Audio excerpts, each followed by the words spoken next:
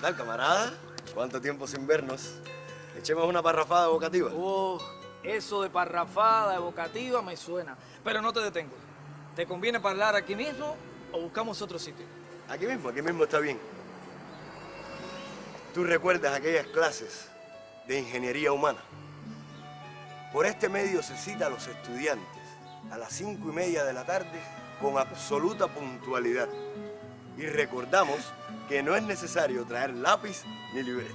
Claro que lo recuerdo perfectamente. Si en aquellas clases aprendimos tanto o más que en el resto de las materias. Creo ver por dónde vienes. Seguro quieres hablar o del maestro Juan Olaiz o de su academia Enrique José Barona. Uno nos lleva al otro. Por ahora, concentrémonos en la academia del maestro Juan Olaiz. Academia Enrique José Barona, primera parte. Juan estableció su academia en este viejo caserón de la calle Santa Cruz, entre Santa Isabel y San Luis. Para sus propósitos educativos no halló mejor nombre que el del célebre pedagogo Enrique José Barona, quien apoyó la modernidad, la ciencia, la enseñanza y la democracia como pilares fundamentales del bienestar de una nación. La escuela de Juan era una escuela privada. En la época estaban las escuelas estatales, que no era una buena escuela, por la ausencia de maestros, por todo lo que se sabía de la escuela en la época de Batista, y habían en Cienfuegos escuelas privadas. Pero dentro de las escuelas privadas habían categorías. Estaban las escuelas privadas de las personas ricas. Ahí estaban los maristas, que habían dos escuelas maristas, la de la Loma, donde está la EIDE, y la de acá de la calle O'Donnell. Pero estaba también las dominicas americanas, que era de católicos. Estaban los apostolados, donde está ahora Rafael Espinosa, los teresianos. Estaba la escuela del Padre Regi, donde está el Poder Popular Municipal. Pero además de eso, habían otras academias. La Academia de Valladar, un señor que vive ahí enfrente, la Academia Becker. Eran academias a la cual iban estudiantes que no eran ricos, no eran pobres, pero tenían cierta. Y allá iban a esa escuela de Juan. Yo pude llegar a esa escuela de Juan por la amistad que había entre Juan y las personas de mi casa. Además que Juan vio cómo se vivía en mi casa y un día le propuso a mi mamá que ella limpiaba la escuela y él nos daba la educación a mi hermano y a mí. Entonces yo los sábados iba tempranito con mi mamá y con mi hermano y baldeábamos la escuela. Esa escuela brillaba. Y mi mamá iba temprano, limpiaba, le pasaba el paño a todos los pupitres y así era. Así fue como yo estudié en aquella escuela de Juan. Pero además, habían estudiantes que él sabía que no tenían ni el mínimo de los recursos. Yo te puedo contar uno que se subía en la ventana a gritar y había uno que hacía estas cosas. Y un día Juan le dijo, niño, bájate de ahí, hazme el favor. Y después fue a la tienda, le compró un uniforme y lo puso en la escuela de nosotros. Como otro más. Ese no pagaba ni nada, era otro más de la escuela. Y hay quien dijera algo. Como ese caso, conocí muchos. Yo mismo fui uno de ellos. Recuerdo un tiempo en que mi viejo fue a la escuela a trasladarme. Se había quedado sin trabajo. Juan le dijo, Torres, segundas partes no son buenas. Basta con que yo tuviera que abandonar la escuela en 5º grado para que yo, Juan Olaiz Guevara, no acepte tamaño disparate. El niño se queda. Ya veremos cómo nos ajustamos. Tranquilo. Quien no ha pasado momentos de aprieto, que tire la primera libreta. Así es.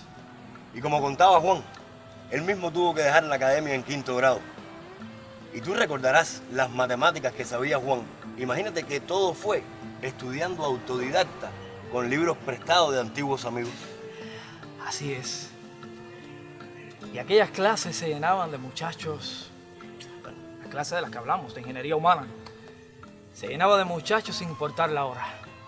Era el momento donde se hablaba, donde se discutía, se reflexionaba de cómo tiene que ser el ser humano. Y cuando hablaba de cómo tiene que ser el ser humano, era en cuanto a formas conductuales. El hombre honrado, el hombre que tenía que entender cómo era la sociedad, el hombre que tenía que querer por encima de todo a su madre, a su padre, a sus hermanos, el hombre que no podía ser violento. Entonces, eran temas que yo lo recuerdo ahora, y cuando yo iba a Calviño, yo digo, esas eran las cosas de Juan Olaiz en la Escuela de Ingeniería Humana. Entonces, todo aquello confluía de una manera que los alumnos salían Y no era una tarde entera, ni mucho menos. Eran 30, 35 minutos. Muchas veces no llegaba ni a 30 minutos la ingeniería humana. Su formación fue autodidacta. Y él estudiaba en los maristas. Y cuando su papá se muere, lo llamaron a su mamá y le dieron que el niño no podía seguir en la escuela porque no había dinero. Él no podía seguir en aquella escuela porque no podía pagar los estudios de los maristas. Y la madre dijo, no importa, no importa. Él va a seguir estudiando. Por eso es que él, en su formación, además de todo lo que yo te he dicho, era anticlerical. Él sí creía en Dios, pero era anticlerical, porque lo golpeó mucho la actuación de aquellas personas que dijeron, tú no tienes dinero para pagar esta escuela religiosa, no puedes estudiar. Y a partir de ahí él empezó a ser un autodidacta. Había que ver los libros que leía Juan. Juan leía libros que tú decías, Dios mío, ¿qué es esto? Y así siempre andaba con un libro bajo el brazo, vestido siempre de saco y corbata. Juan nunca fue a la escuela con camisa azul. No, un saquito viejo desteñido y una corbatica quizás desteñida, pero Juan iba de saco y corbata, y si iba de camisa, era camisa de mangas largas. Mira tú qué cosa más linda, ¿no es verdad? Y no era rico, y estudió inglés, hablaba un inglés perfecto. ¿Cómo? Y decía, Juan, ¿y cómo? Y dice, ¿con los libros? Y tal cosa, Juan, claro, sí, ahí están los libros. Es decir, es el ejemplo del autodidactismo. A juzgar por los métodos usados en la Academia Enrique José Varona y por los discursos patrióticos que daba Juan, se puede decir que era un martiano confeso. Evocaba al maestro todo el tiempo y procuraba que la ternura atizara el bien entre los muchachos. Y él era un martiano, pero martiano, que no solamente por la palabra, era por los hechos. Realmente, él actuaba como un martí cualquiera. Y entonces, un día él llega a la escuela, y cuando entra en la aula más grande, a ambos lados del aula, habían dos grandes bustos, uno de Martí y otro de Maceo. Y cuando él entra, ve a cada uno con una gorra de pelotero, que le habían puesto una gorra de pelotero a Martí y otra a Maceo. Y él hizo así, respiró profundamente, le quitó las gorras, entró al aula y puso matemática en la pizarra. De pronto borra matemática y dice, no, hoy aquí no se puede hablar de matemática, vamos a hablar de otra cosa. Y empezó a hablar de Martí. Empezó desde las cosas que hoy son novedosas, de cuando Martí le escribía a su mamá desde la Nábana, toda la vida de Juan, de Martí, cómo tuvo que trabajar para ayudar a su casa. Y cuando ya llevaba hora y media sin leer nada, solo hablando de Martí, miró el reloj y dice, espero que el que hizo esa villanía esté arrepentido. Vayan al receso. Y así se acabó el hecho. Él no preguntó quién lo hizo.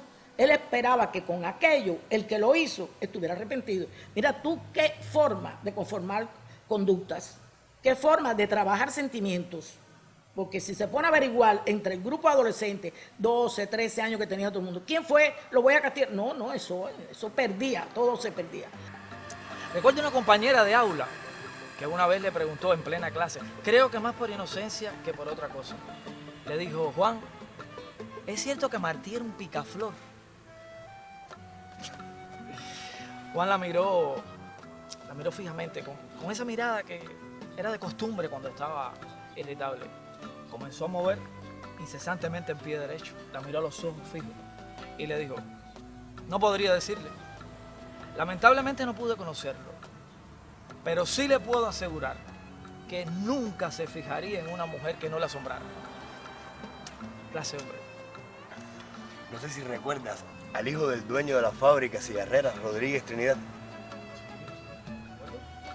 En una ocasión, el muchacho en clases humilló a una muchacha mestiza y Juan lo llamó a la dirección. Lo regañó fuerte, pero tan fuerte, que el muchacho sintió vergüenza.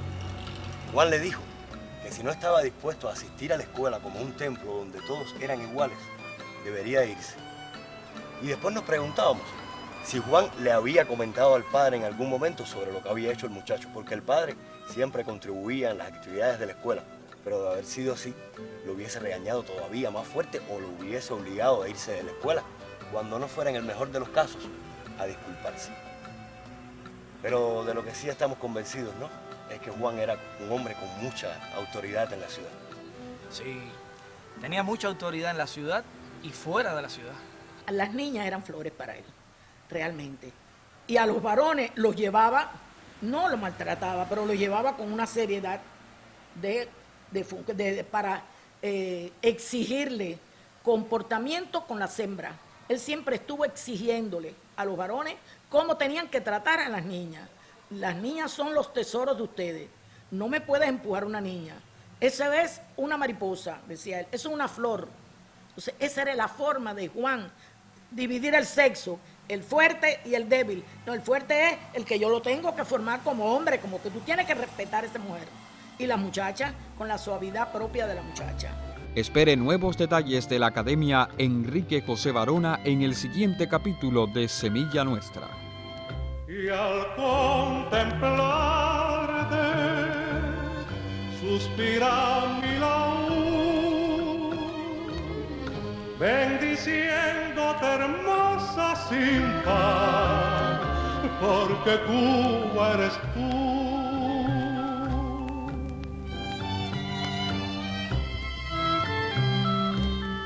Porque Cuba eres tú.